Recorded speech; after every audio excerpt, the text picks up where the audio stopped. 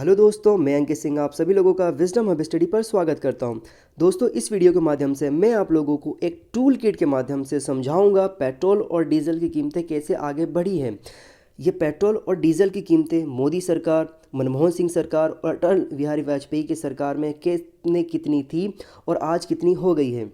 राज्य सरकारें अपना हाथ खड़ा कर रही है, केंद्र सरकारें अपनी हाथ खड़ा करके बोल रही हैं कि हम यहाँ पर कुछ नहीं कर सकते, इसके रेट के बढ़ने के मामले में हमारा कोई सहयोग नहीं है। तो इस वीडियो के माध्यम से मैं आप लोगों को पूरी क्रिस्टल क्लियर कर दूंगा कि राज्य सरकारें कितना दोषी हैं और केंद्र सरकारें कितनी दोषी हैं, वह पेट्रोल और डीजल की कीमतों पर क्यों ऐसा अपना बयान दे रही हैं।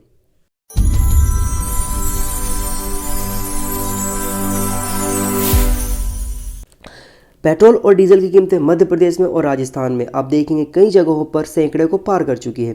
और ये जो सैकड़े का नंबर है ये हमें अच्छा नहीं लगता है जब हमारे जेब पे ये भारी प्रभाव डालता है। ये सैकड़े का नंबर हमें क्रिकेट मैच में इंडियन प्लेयर्स के द्वारा जब शतक बनाया जाता है तो वही अच्छा लगता है और वो अच्छा लगना भी चाहिए। तो ये मैं समझाने की कोशिश करूँगा कि क्यों और कैसे पेट्रोल और डीजल की कीमतें बढ़ रही हैं। तो अब देखेंगे इसे कि 2014 में अगर मैं आपको बात करूं और 2014 से पहले अगर हम यहां पर 2004 में आए तो आप यहां पर पाएंगे कि जब अटल बिहारी वाजपेयी जी की सरकार थी तो उस समय पेट्रोल की कीमतें 35 रुपीज़ 71 पैसे हुआ करती थी और डीजल की कीमतें 22 रुपये 74 पैसे हुआ करती थी। सोचिए, कैन यू इमेजिन दैट कि इतनी कम रुपये हुआ करता था। लोगों की उस समय इनकम भी कम हुआ करती थी। 2009 में जब यहाँ पर मनमोहन सिंह की सेकेंड टर्म आती है तब यहाँ पर डीजल की कीमतें जो थी 32 रुपये 92 पैसे हो गई और वहीं पेट्रोल की कीमतें 40 पैसे 72 पैसे रही, 40 रुपये 72 पैसे। फिर यहाँ पर 2014 में प्रधानमंत्री बनते हैं नरेंद्र मोदी जी। यहाँ पर पेट्रोल की कीमतें हो जाती है खुले मार्केट में 71 रुपये 41 पैसे, डीजल की कीमतें 56 रुपये 71 पैसे हो जाती है। अब हम आ जाते हैं फरवरी 2021 में तो आप देखेंगे यहाँ पर 90 रुपये 58 पैसे पेट्रोल की कीमत है, डीजल की कीमत 80 रुपये 97 पैसे है। और ये जो रेट है ये दिल्ली का भाव है यहाँ पर। तो देखिए, जब 2014 की बात करते हैं तो उस समय जब यहाँ पर मनमोहन सिंह की सरकार जाती है, मोदी जी की सरकार आ जाती है तो कहा जाता है कि मोदी जी की जब सरकार बनी तो उनकी किस्मत बहुत अच्छी रही, क्योंकि उनके सरकार में आने के बाद जो इंटरनेशनल मार्केट था वहाँ पर क्रूड ऑयल जो होता है उसके रेट में धीरे धीरे में कमी आने लगी। मतलब जो क्रूड ऑयल है वो सस्ता होने लगा।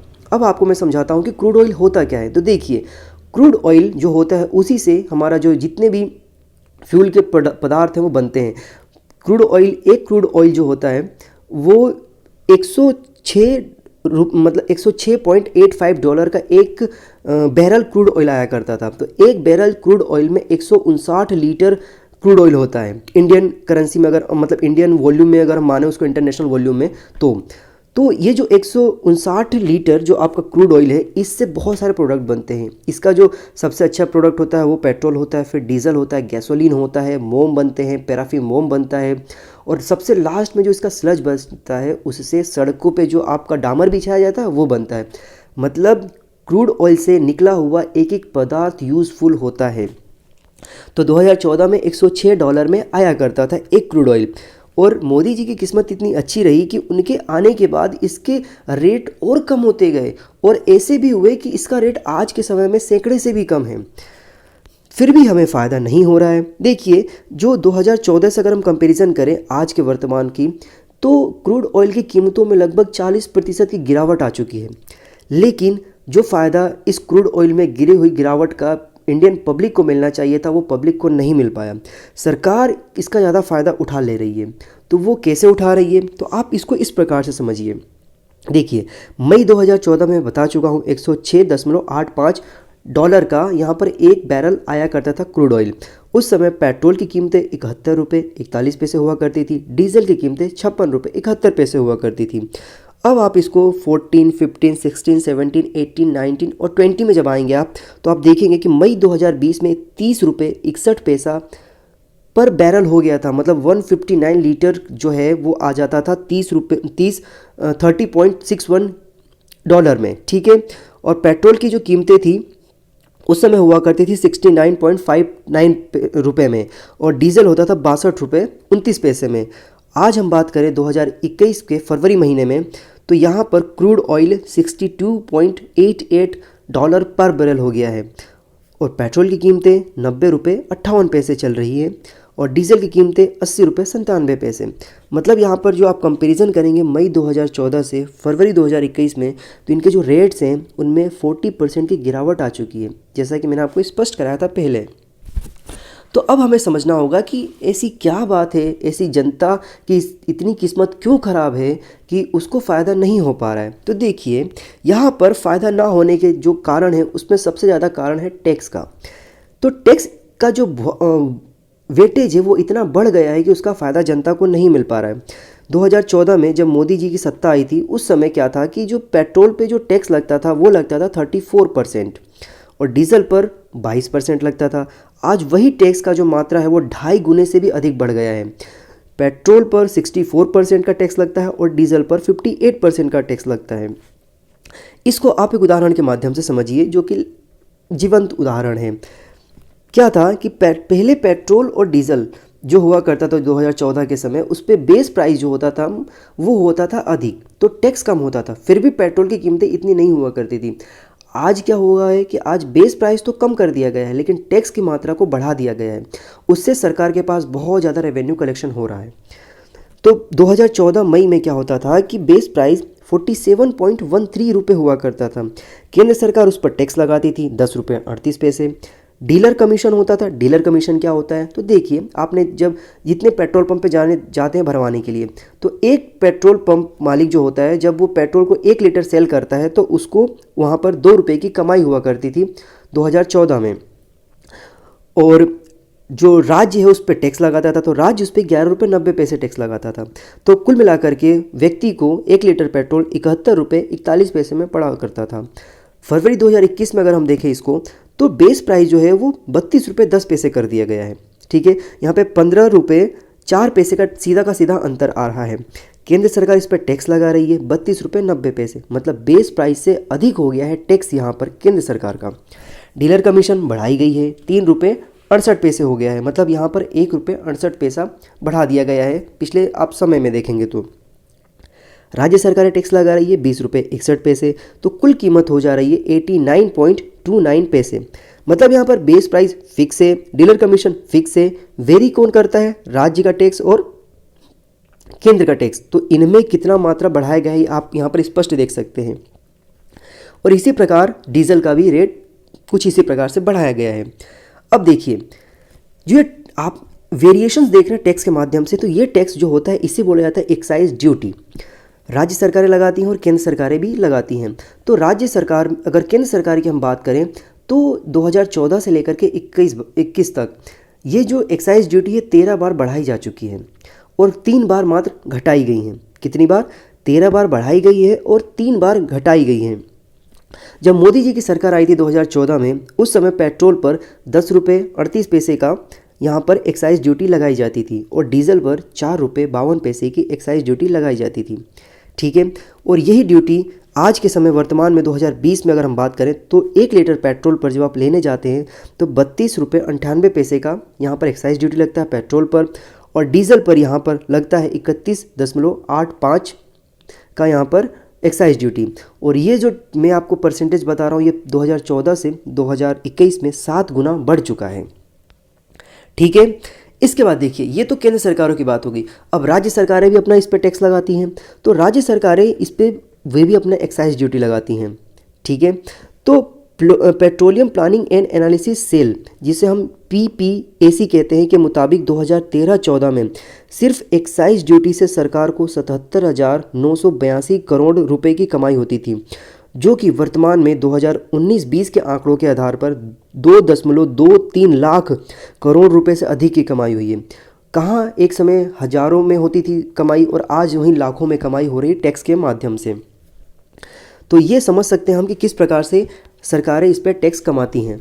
अब देखिए, ये जो पूरी कमाई हुई है 2014 से लेकर के 2021 के बीच में, तो जो एक्साइज ड्यूटी जो केंद्र सरकार ने लगाई है उससे केंद्र सरकार की जो कमाई है वो 68% बढ़ी है। कितनी?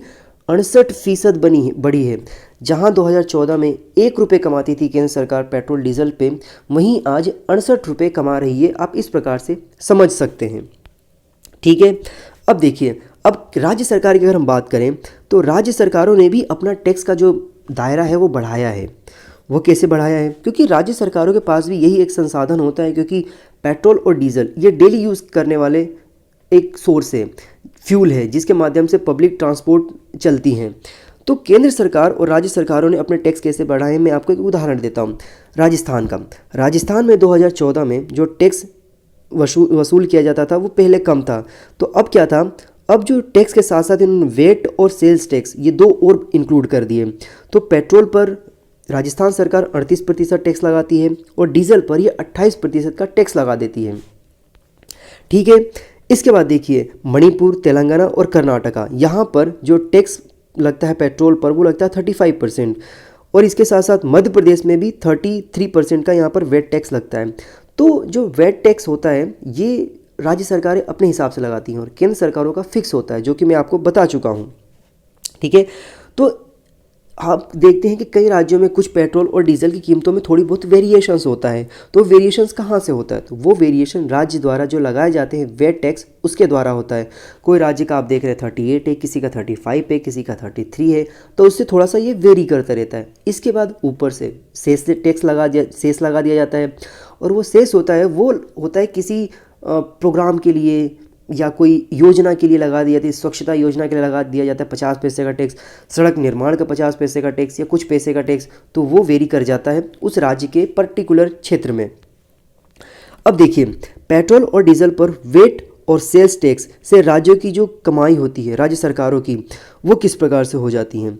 तो यहाँ पर समझने वाली बात होगी कि ये जो कलेक्शन होता है वो मैंने आपको बताया टैक्स के बेसिस पर डिपेंड करती हैं।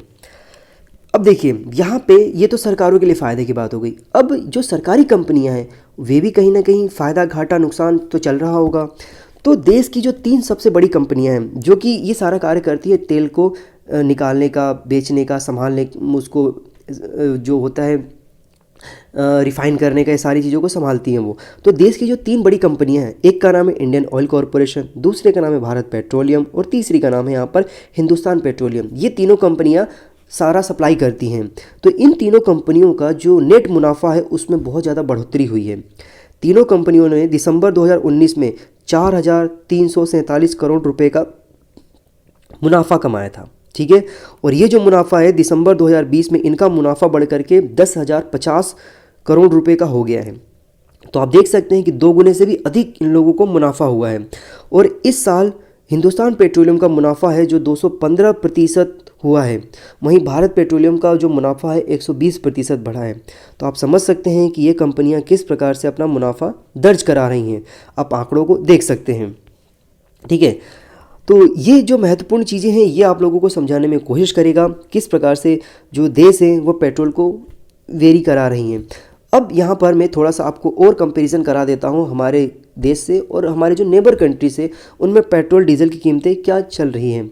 देखिए भारत में अप्रैल 2014 में पेट्रोल की कीमतें थी यहाँ पर 70 रुपये 26 पैसे, तो यहाँ पर फरवरी 2021 में 90 रुपये 58 पैसे हो गई है। हमारा जो पड़ोसी देश है पाकिस्तान, वहाँ पर पेट्रोल की कीमतें 51 रुपये 13 पैसे हैं। बांग्लादेश में 76 रुपीज़ 90 पैसे है। श्रीलंका में 60 रुपये 26 पैसे है। नेपाल में 68 रुपये 97 पैसे है। और ये जो सारे आंकड़े हैं ये 20 फरवरी 2021 तक के हैं। ये सोर्सेस PPAC के द्वारा लिया गया है, PIB के द्वारा लिया गया है और ग्लोबल पेट्रोलियम्स प्राइसेस के माध्यम से ये डाटा मैंने कलेक्ट किया है।